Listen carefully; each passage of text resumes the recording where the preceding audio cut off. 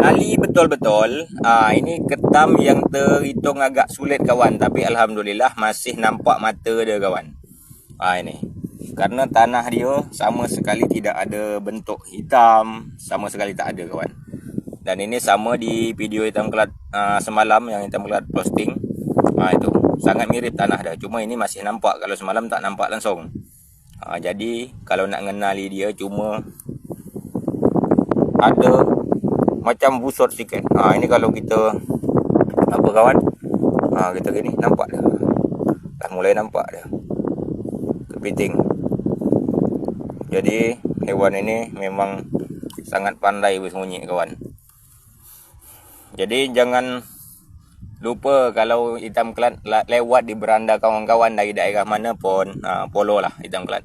Karena jangan lupa juga di like, di komen, di share ke kawan-kawan kita, supaya kawan-kawan kita yang masih nak belajar, yang masih penasaran tentang ranjungan. Karena lah banyak yang melihat video hitam kelat kata mungkin dia belum faham juga lagi. Dan juga budak-budak kampung sini lah belasan minta ajar dengan hitam kelat, tak ada satu pun yang nangkap. Itu kawan-kawan. Kalau kita jelaskan cara langsung paling sedap kawan, karena kita terjun langsung ke lapangan. Kalau di dalam HP ni sedap kita tengok. Tapi kalau kita langsung terjun di laut ini, itu tidak sama dengan kita tengok di HP. Kalau di HP tu senang aja, macam cari kapis tu, nampak senang aja, padahal sulit kawan. Ini ketam ni kawan, cuma tak besar. Dan kenapa badan dia lembek?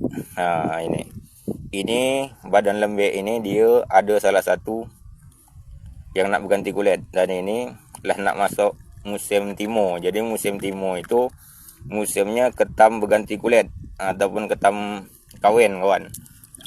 Gitu. Jadi musim timur ni tak lama lagi panas, musim yang sangat panas, jadi ketam kebanyakan lembek. Ini kan bisa ditekan. Dan juga membuktikan macam mana ketam tu padat atau tidak, itu daripada ini dia aja kawan. Kita lah tahu. Dari sini dia, sini kalau bahasa kita biarkan 10 minit ataupun 16 minit, sini dia macam ada kosong, macam ada tanda. Situ. Itu tandakan dia kosong. Tapi kalau warna dia tetap sama walaupunlah 1 jam, itu tanda ketam tu isi dia padat ataupun kemat lagi kawan. Karena dia lembek, dia kita lepaskan kawan. Demikian dulu. Salam tengok.